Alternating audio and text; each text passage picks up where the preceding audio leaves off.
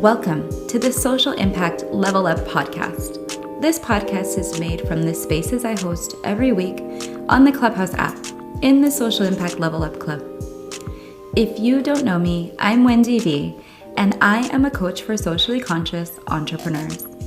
I help you develop your social impact mission, clarify your vision, and turn your ideas into action. Every week, I talk to leaders with a social impact mission about money mindset and manifestation. We also hold weekly spaces for our collective to join forces and change the world. In each episode, you'll hear me moderate the conversation with my two co-hosts, Rodrigo Bravo and Santiago Cáceres. Through this podcast, we hope that you will learn, grow, and thrive with our collective. Now, here's a little bit more about this episode.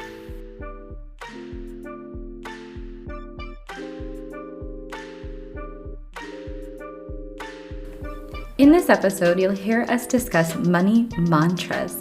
Our collective likes to use mantras in different ways, and we tell you all about our favorite mantras and how you can use them in your daily life to manifest. Here's a couple that are my personal favorites. You'll hear them throughout the podcast. And of course, we invite you to take notes and share your favorite money mantras with us. Here's just a few. There's more than enough for everyone. Abundance is my right, and I deserve it. I am vibrationally aligned with the prosperity I deserve. My income increases constantly. The more I learn, the more I earn. The more I earn, the more I can give. There are no problems, only solutions. I hope you'll enjoy this episode where you learn along with us how you can use powerful money mantras on your manifestation journey. I have 3 money mantras I wanted to talk about, and I think that one of the parts that I should talk about before even bringing those up is like, what is a mantra? And I think that a lot of people have heard of mantras, in your meditation practice, possibly in a yoga space or something like that. And so we all kind of have a loose understanding of it. But a mantra, can be recited out loud, it could be chanted, it could be whispered, it could be silently, something that you repeat in your head in meditation, or, for example, it could be something we talked earlier about in Anita's room in triggers. And so a mantra could even be something that you use as a way to reframe a trigger that you've had.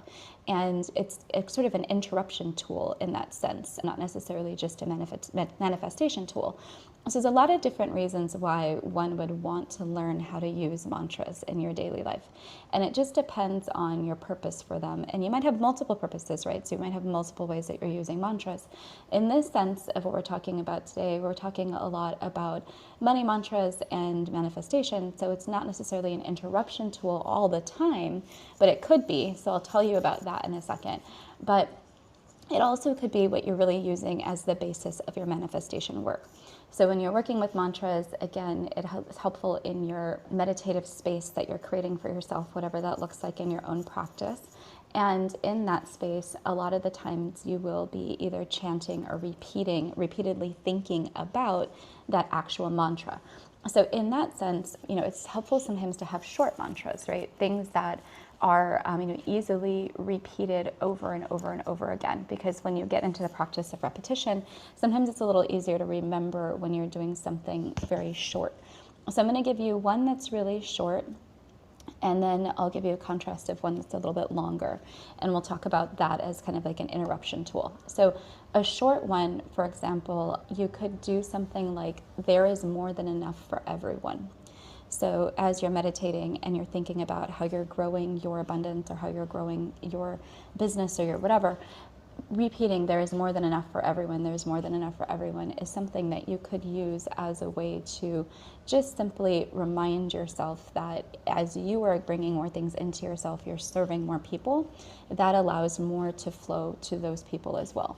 So you're not always just thinking about yourself. In this club, we're always talking about your impact and social impact. So framing this abundance mindset, not only in sense of abundance coming to you, but abundance coming to everyone and other people, also helps you attract more abundance to yourself. So like I said, the short one that I would say is really easy to remember is there is more than enough for everyone. And as you're meditating, you could silently repeat that. You could repeat that to yourself, over and over again in a kind of whisper. You could even do mirror work where you're actually repeating it and looking in the mirror at yourself. And so, mirror work is a little more intense. Even I don't sometimes like mirror work, but it is something that you could do with a short mantra as well. And so I wanted to kind of give you a couple ways to tangibly use something that's really, really short. Now, another one that's short that I like, that's more me focused, or I focused on, what I'm bringing into myself, is the second part of that. It's abundance is my right and I deserve it. So when you're talking about manifesting what you want or bringing in things to your life, really understanding that you, just like people who are born wealthy, just like anyone else, have the right to bringing these things into your life. You have the right to being wealthy. You have the right to thriving. You have the right to have not only all of your needs met and the people that you love, but also much more beyond getting your needs met. So the part of it of releasing that thought process, the limiting beliefs we talk about, where you might be thinking about past beliefs, past money traumas, past things from your childhood. When you think about abundance as your right, that helps you release some of those old money traumas that you're carrying with you. So abundance is my right is the first part of it. And the second part of it is, and I deserve it. And so the deserving part is where you're actually allowing yourself to receive. And we've had this conversation in this room or in the Wednesday room where we talk about the receiving end of this and how, in order for you really to fully manifest what you're trying to manifest, you have to be ready to accept it as it comes to you. And manifestation is iterative. So it's not going to just like all flood you with, everybody wins the lottery and now we have all the things we want. You'll have to incrementally accept and remind yourself that you deserve what is coming to you and to be able to actually receive it. And so these are short, like I said, you could do them in any kind of repetitive motion to yourself that you're doing. So for example, I do walking meditation. Walking meditation is something, I don't even know if I've talked to Coach Ray about this, but Ray and I talk about woo-woo things in fitness all the time. So walking meditation is a form of meditation where you're really thinking about the body mechanics of walking more so than the thoughts that come to you when you're walking. And you're kind of focusing on the repetitive nature of how your foot strikes the floor, what your ankle feels like, what does your calf feel like, then your knee, then your leg. And you're kind of going through the whole body mechanics process of checking in with yourself as you're walking. And you're doing this over and over and over again. And it's also something that you can do as you're checking in with yourself, say these mantras. So you're like, okay, how does my mind feel? My mind feels abundant and I know that I deserve it. And then you're like, okay, how does my neck feel? And you get back to your mind, you're going again, how does my mind feel? My mind feels that I'm abundant and I deserve it. And so you're applying these mantras in your daily life as you're kind of going through it. You're not, adding any extra effort to yourself. You're being more intentional about the effort you're already making. And so that's kind of how you make the space for well-being in your practice when you don't really have time, right? As you kind of carve out things that you're already doing, you add new skills to it. So that's what I wanted to talk about for those short mantras. I have 2 or 3 more that are longer, but I wanted to pause and let anybody who wanted to come up, feel free to come up if you have a comment. I'm going to invite y'all up to the conversation again anyway, just in case you want to come. And yeah, anybody who's on the stage, do you guys want to talk a little bit about any of the short mantras or anything I already said? Hey, Wendy, I'll say something quickly. I like your mantras, definitely. I was using that manifestation actually at night when I'm sleeping, right? And so I would get, say mantras, I'm wealthy, I'm rich. But the one I like the most is my income increases constantly. Real quick, real short. You can say that, anytime, how many times. My income increases constantly. I like that one. I was reading over a couple of them, but I just like that one because you're really speaking exactly what you want. It's precise. It's to the point. So that's the one. I love it. Yes, thank you. Yeah, I'm going to add it to the notes, which I'm just remembering I need to link right now. So I'm going to link those up here in the shared links. There's, I think, a lot of different ways that you can use mantras, and you just mentioned another one, which is before you're sleeping. So when you're kind of about to go to sleep, is that when you do your mantras, or do you do them in order to like get yourself to feel sleepy? Like, how do you use them in the actual practice of trying to make yourself go to It's actually a recording, so I'm actually going to sleep to it. So as I'm going resting, laying down, just actually put the recording on and just start, having it just make me fall asleep, and it stays on until I might wake up and then I'll cut it off. But it's kind of like a actual sleeping, actual, nighttime resting manifestation. But it has the mantras in there, repeating, kind of putting it in, the subconscious as I'm. So this is the mantra that I live for, right? And I've used it for so many years, and please feel free to use it if it serves you. So my mantra is the more I learn, the more I earn.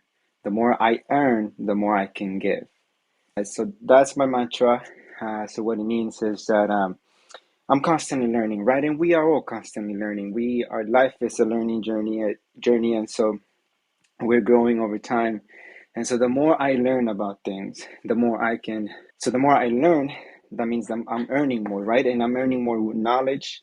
And also, as I'm learning, I might be earning more money because of my learnings, I do more things. I get promoted at work, or start a business, or do creative things, right? And so I start earning more, and so then I can give more because I have more, right? And when you give, it doesn't only have to be money. You can give your time, you can give knowledge, right? You can go and mentor a group of boys, and your time right there, your knowledge is going to impact their life. So you can give. The more you learn, the more you can give. And so yes, that's my mantra, Wendy. Thank you. Ooh, I like it. I think I got it. Let me just repeat it back to you. So the more I learn, the more I earn. The more I earn, the more I can give. Is that right? Yes, that's right. That's right. Awesome. Yay. I like the contribution. Oh, I love this. I always like listening to other people's mantras because I think people come up with or find, or like the ones that they see, they gravitate towards are always so indicative of the people. And I know I've had so many conversations with you that I can totally see how this resonates in your life. And I think you definitely espouse this as a value. So congrats to you for not only calling that into yourself, but also for finding a way to like really live that in what you're doing. So a very powerful example. Thank you, Wendy. Yeah, cool. And if you guys don't know Luis, he's like super passionate. He's got a lot of wonderful content that he creates, very powerful with the way that he explains things on his Instagram. So go follow him. He's rock star with the content. So inspiration for me, Luis, for sure, because I'm Thank always like you. looking at your stuff. I'm like, oh, so good. So yeah, so the interruption part of it, and I'll get to that now. It's hard sometimes when we're in the downside of our mental health journey. And I think that, one thing we didn't talk about this morning, Anita, that I'll remember next week to talk about is that with mental health, it's sort of iterative as well, that it happens every day. You have different moods, you have different feelings, you have different mindsets that happen throughout the day. So you're not always just like, oh, I'm always, very this, or I'm always very that. You cycle through different things, and one moment you can be feeling something as powerful as grief, and the next moment you could be feeling something as powerful as joy, and you don't really always have control over the way that happens. And so one of the things that's good to know as a tool is how to interrupt your thought process when you're on that sort of downside of that spectrum. And the thought process that people tend to get into is repetitive, negative, self-doubt based or fear-based beliefs and thoughts. And sometimes when you're in those spaces, it's hard for you to kind of climb out of it because you're, so mired in this muck of whatever you have going on that you spend more time in that space than you really probably should. And so the interruption part, it's not only recognizing. So first, the cycle is like I recognize where I'm at in the process. The second part of that is, okay, I need to do something about it. And sometimes people get as far as that, like recognition and needing to do something about it, but then not having a tool or a skill or a person or a resource to go to do that final process of the interruption itself. And so it's something that you can learn to do on your own. And I think even in Anita's room this morning, we were talking about mental health. There was a couple of people who talked about this cycle and how they're getting to that point to be able to interrupt and reframe. but it's taken them lots of therapy or lots of effort and healing and a lot of things. And it's something that you have to actually learn for yourself. So you're kind of learning your trigger, you're recognizing it, you're then saying, okay, I don't want this.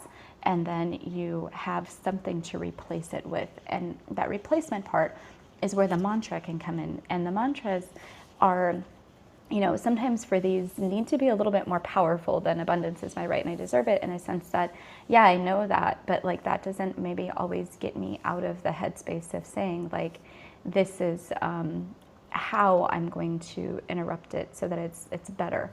And sometimes the longer mantras are helpful for that. And so I wanted to offer you two that I've used before to really dig into some of my limiting beliefs or some of my past traumas or some of my mindset barriers, because those two longer ones have been helpful, as I said, when I'm not only meditating, but also if in the moment that I'm having these negative thoughts, I need to reframe them, I've been able to use the longer mantras for that.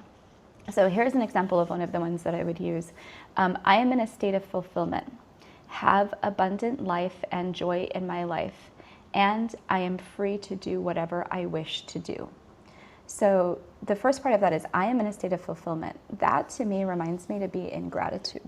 It reminds me to understand that, it's taken me a lot of work to get to where I'm at. And that for the most part, even though in this moment I might be feeling not safe or not happy or not, for the most part, my life is fulfilled and my needs are fulfilled and I have provided for my needs. So, reminding myself that I am actually living in a state of fulfillment right now. There's more that I would want, but there's not more that I need. So I am in a state of fulfillment. I have an abundant love and joy in my life, and I do. From a lot of different people, a lot of different sources, including myself. The other part of that is I'm also free to do whatever I wish to do. That part has been the transformative part, because I think a lot of times when I'm experiencing self-doubt or some other negative sort of feeling, some of it is because I'm actually thinking about what other people want or expect me to do and not what I want or expect or need to be doing for myself. And so that part of it, that part of the mantra actually helps me release this sort of idea of pleasing others at the detriment of myself. Even though I want to serve others, I'm also free to do that in the way that I want to do it. And so being able to allow myself that space to say, hey, I'm going to do this my way. Like, I'm going to do my business the way I want to do my business. I'm going to actually do my business and not go and look for a 9-to-5 job. Like, these are the things that I want to do, and I'm free to do that. And I think that that's been the transformative part of the statement for me, is recognizing that I have the things I need, I have love and joy, but I also have the freedom that I want. And that is different from the life that I had been calling into myself before. So again, recognizing that I've manifested the life that I have, and that is a transformation for me that's taken place in the last 6 months. So the other one that I've used is very similar to what Luis said, and it's sort of like the same connotation, but it's a little bit of a different way to word it. So it's money allows me to be more giving and donate to the causes I believe in. And I think that that has been the basis of a lot of the work that I've been doing lately, is recognizing that it's not, I don't need to feel guilty for asking people to pay me for the things that I do, because that is going to be ultimately how another way that I would be able to give not only my energy, but to give money and resources in the form of an energetic currency to the things that I care about. This is the other one I'll offer to you guys. I am vibrationally aligned with the prosperity I deserve. And for me, I think for a long time, I thought that I had to force or bully my way to where I wanted to be. Like to have to really work super hard and to grab every opportunity and be very strategic and da-da-da-da. And then I see people who are going with the flow and getting to exactly the same space as me and not killing themselves over it. And I think that what I've learned now is I can still work really hard, but I also need to be in vibrational alignment with what I want. And when I'm in vibrational alignment, that work really hard does not feel like work. It actually feels like good, fun, fulfilling things.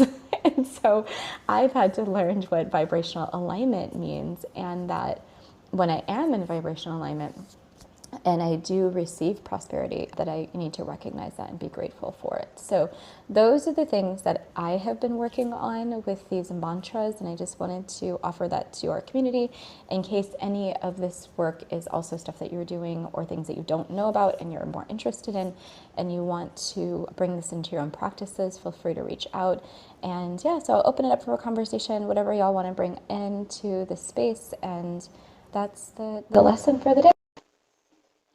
Wendy, I just want to say that those are some great mantras. I love them, and what I'm hearing is forming a new habit, especially since we're creatures of habit. I think that's something that's very a big challenge, at least for a lot of us. And when you and especially when you talk about vibration alignment, I think that's super powerful as well, because I think you need to have the right energy, whatever you're going to do in your life, and I think you need to see where you're going. I think another one, at least for me, is visualizing.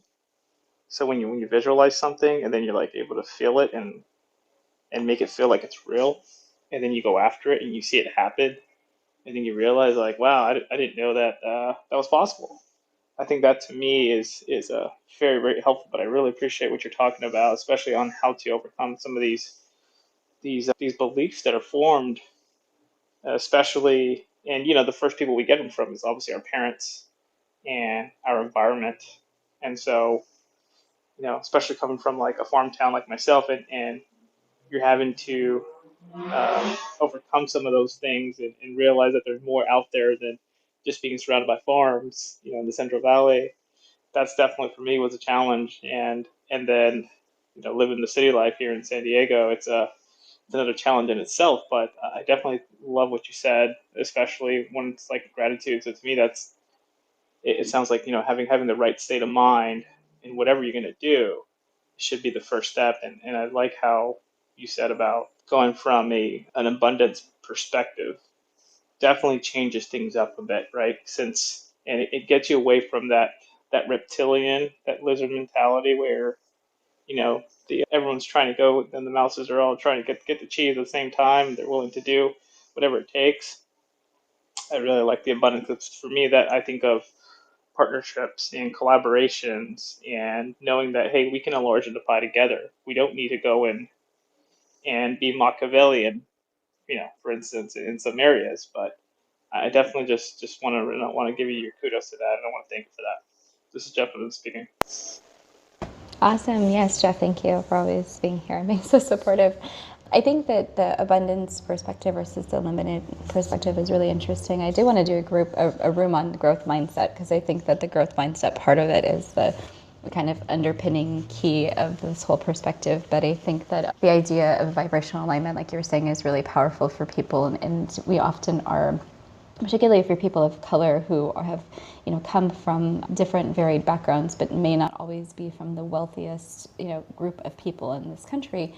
It is sometimes difficult to get in vibrational alignment with prosperity because all the whole time you're sitting here looking at others, and you have this sort of otherism perspective where that is not for me, that is for someone else, or that is not something I'm capable of achieving. And you don't always see yourself in vibrational alignment with being prosperous or wealthy, or being part of even a prosperous community, because maybe you didn't grow up in a prosperous community, like you mentioned, the rural areas of the country. So I think that the more work that we do to dig into, well, what does vibrational alignment mean for us? Some of that introspective work is also recognizing when you have felt in vibrational alignment. And a lot of the time, the problem is that we don't actually know or cannot recognize when we were in vibrational alignment with something.